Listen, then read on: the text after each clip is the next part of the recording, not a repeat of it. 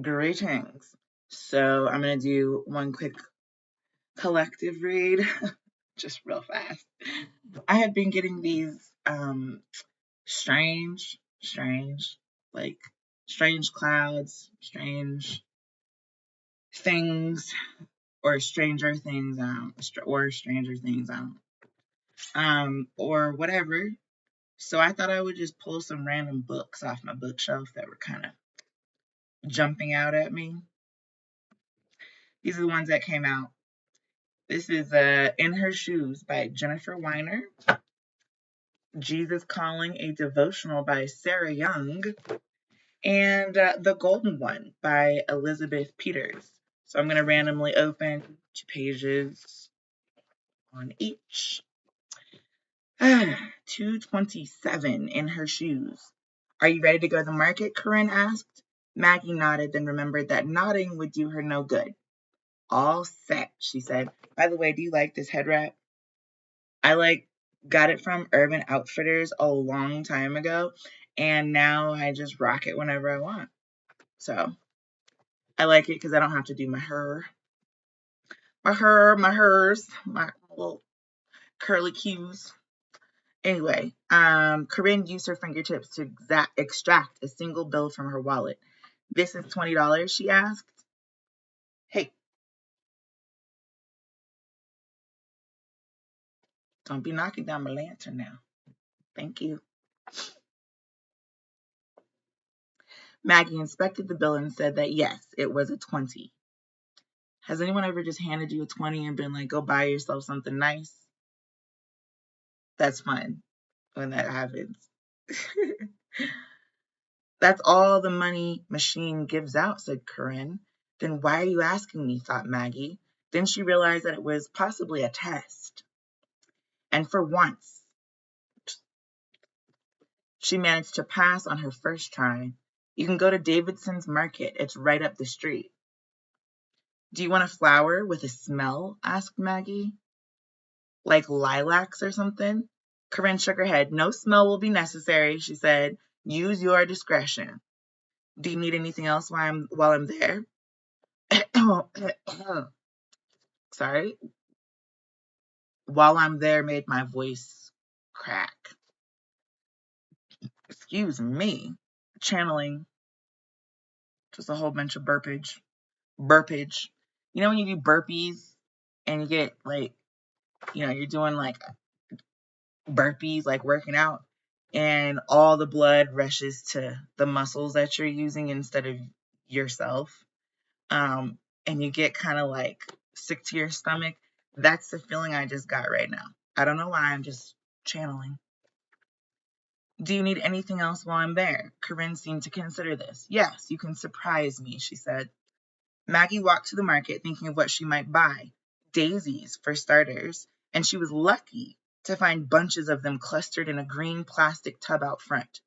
She wandered the aisles, considering and rejecting plums, a pint of strawberries, a bundle of green-smelling spinach, a half-gallon of milk, and a heavy glass bottle. What would Corinne like? Something that seemed too obvious, especially since she'd been so quick to reject scented flowers. But Maggie wanted something. She groped for the word and grinned when she found it. Sensual. Something that had a feel to it, a weight, a heft. Like a hefty bag. I added that part, the hefty bag part. Like the glass milk bottle or the satiny feel of the daisy's petals. And suddenly there it was right in front of her. Another glass jar, only this one glowing amber. So I'm going to stop there. This was page 227 of Jennifer Weiner's In Her Shoes. If you've never heard that song by Amber called 311, go take a gander. I'm going to use my deck and pull some random stuff. This is all trial, no error. All trial, no error. It is the Fool card coming out in the reverse, meaning that in this specific case, when you're shopping for someone outside of yourself, like you're not shopping for the things that your own soul would desire at that moment, you need to take into account that other people might like something different than what you like, right?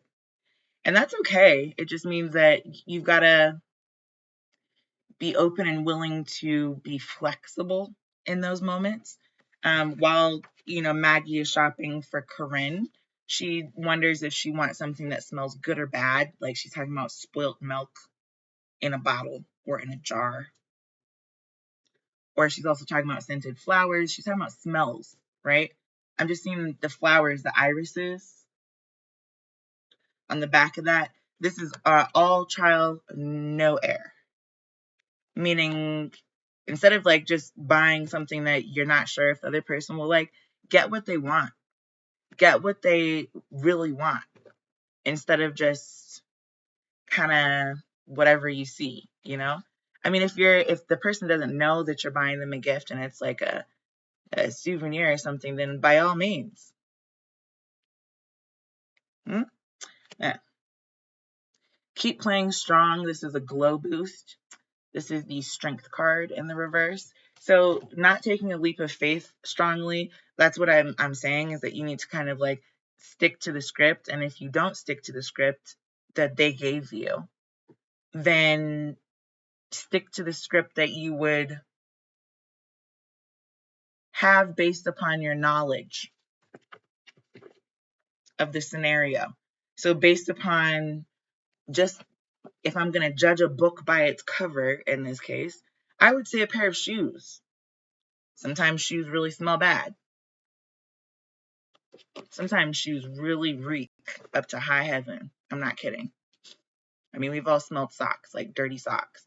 I don't know why, but when I was younger, and I think I've mentioned this before, there was this song that we learned in camp, and it was like, black socks, they never get dirty. The longer you wear them, the blacker they get. Someday I'm going to wash them, but something keeps telling me don't do it yet. Not yet, not yet, not yet. And it's kind of like Lamb Chop's Play Along, where it's like a never-ending song. Not the never-ending story, I said never-ending song. So like, Lamb Chops Play Along, right? So it goes in a circle, whatever. It's a circular song. It loops back on itself as many times as it needs to, not to become a fiasco. So anyway, this is the Ace of Swords. So dishonesty, yeah. This is, don't try to fool yourself. Just going back to the Fool card at the beginning of this read. So you've got the Fool in reverse, which is this takeoff that doesn't really need to happen. Then we've also got this strong stance, right? It's a knowingness. It's a omnipotence. It's a omnipotent idea. So the potency of a smell in this specific Jennifer Weiner's case. You don't try to be the boss if you're the boss shopping for your coworkers, because that's what they are, even if they're under you, right? Still got to work with them. This is about learning how you don't have to be 100% in charge, large, and all the time. You don't need to be rah rah hiss boom bah like every single day. It doesn't need to be like that. Same thing when you're putting your own needs to the side and you're considering what somebody outside of yourself might actually enjoy. What might behoove them. Since we're talking about shoes, I just thought I would throw that little horse whisperer moment in there, like bunch. But anyway, if you've not seen the movie In Her Shoes, it does star Cameron Diaz, Toni Collette, and Shirley MacLaine. I've never personally watched In Her Shoes, although I might. I might have to do that. So anyway, that's from that book there. I'm going to get the next book and we're going to add another layer onto this. Let me get a bottom of the deck. Oh, yeah, use your noodle. Use your noodle. So you got to think through situations where, let's just say, for example, you have a real aversion to shoes, like to you it's like a little old lady who lived in a shoe. You know what I'm saying? Like, the smell inside that shoe must have become horrific eventually, depending on how many people were living in there. However, when you're shopping for shoes for someone else, consider what kind of shoe they may like. Are they a dancer? Do you think that they would want to have ballet shoes or maybe some, you know, flats to wear? Are they high fashion? Do they like stilettos and really high heels that are chunky, or are uh, some type of a quirky twist on the heel? So maybe a heel that you could see through, or a heel that has a goldfish swimming inside of it, something like that. This is the Ten of Swords in reverse.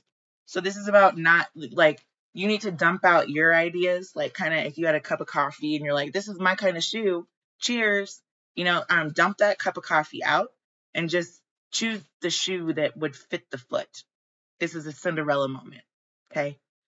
This is you deciding whether the Disney version of Cinderella, the classic Cinderella story, or the Whitney Houston and Brandy remix of that story might fit your specific gifting. Look, it says a gift for you. If you look at this from far away, this is wrapping paper. It says a gift for you.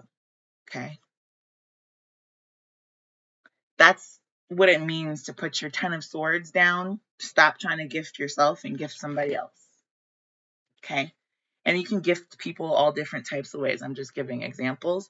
You don't need to always be the center of attention, the wow factor, up front, and like, that's what it is. It just is that. It's a give and take. When you're a giver, you want to buy a gift for somebody. That does not include the Ten of Swords being in the upright. So you wouldn't be using your mind to buy things for yourself. When you see at like stupid shows where there's like a guy trying to buy a gift for a gal, and he decides to buy her a set of tools or something like that. Although I'm not saying that not all women use tools or anything like that. If that's what he wanted, then that doesn't necessarily fit what she wanted. Okay. If what she wanted was a string of pearls, she wouldn't buy a string of pearls for him thinking that that was a good gift. That's my point. There's a difference. So you need to just kind of use your discernment, or what was it? What is there?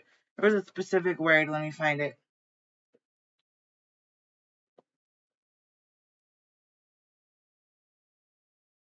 I'm going to keep looking for it while I'm talking, but literally that's what I mean when I'm saying that, like, use your $20 wisely. If you can't figure out what they might like, in terms of what they've suggested, like, oh, I want a string of pearls.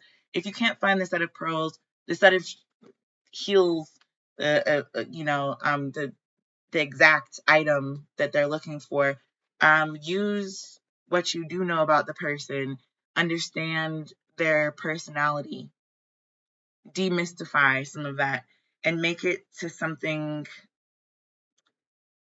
you would already know they'd like. If they really like music, maybe get them some earbuds. Or if they really like music, maybe get them a Bluetooth speaker. Or if they really like music, maybe get them some sheet music if they know how to play music. It's all of the above, It's a kind of like that. I can't find the word discretion. It says use your discretion. That was the word discretion. Okay? Use your noodle, use your discretion.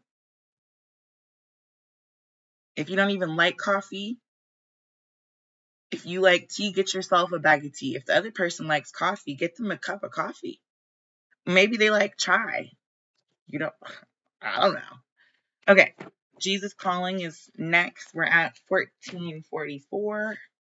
This is 365 Devotions for Kids by Sarah Young, adapted by Tama Fortner.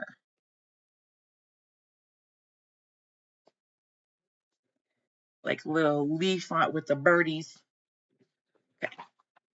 So I open to July 31st, page 222. It says, with and within you. For God wanted them to know that the riches and glory of Christ are for you Gentiles too. And this is the secret. Christ lives in you. This gives you assurance of sharing his glory. That's Colossians 1:27. Trust me, really trust me. Deep down inside, remember that I live in you. This world is constantly demanding something from you. Go here, do this, be this, say that. It can send you spinning around like a top until you feel dizzy, frazzled, and overwhelmed. I knew a person named Frazzy once upon a time, but anyway, don't get upset with yourself when that happens. You are only human. I'm Only Human is actually a song. I don't know who sings that song. However, it is a song. I'm only human. I'm only human after all. Don't put the blame on me. It's by Rag and Bone. Just take a deep breath and remind yourself that I am not only right here with you, but I am also inside you. Let my presence with and within you calm you down. Slow down for a while and search for me. Deep inside you where I live, you can find my peace. Read on your own. It has a suggestion here in the small blue box. It says read on your own, Matthew 28:20, as well as John 20:19. Let's move the bookmark there. I'm going to switch decks. We're going to use the All-Seeing Eye. Right. I'm going to give this a little shuffle. Here's like a little passion. Ooh. Okay. Excuse me. Miss Ma'am. Miss Ma'am. I'm in the middle of a reading. Could you? Yeah, thanks. Yeah, so building something that's not for yourself is more difficult. It requires more of an open-minded thought process, whereas most instances we are self-serving because you live with yourself and you got to take care of yourself. When you're doing something for someone else and when you're realizing that the knowledge of self resides within yourself, also realize that the knowledge of other people resides inside of them. So if God is inside of each one of us, I don't care what kind of God you believe in. I've already discussed that. This just happens to say Jesus. You can replace the word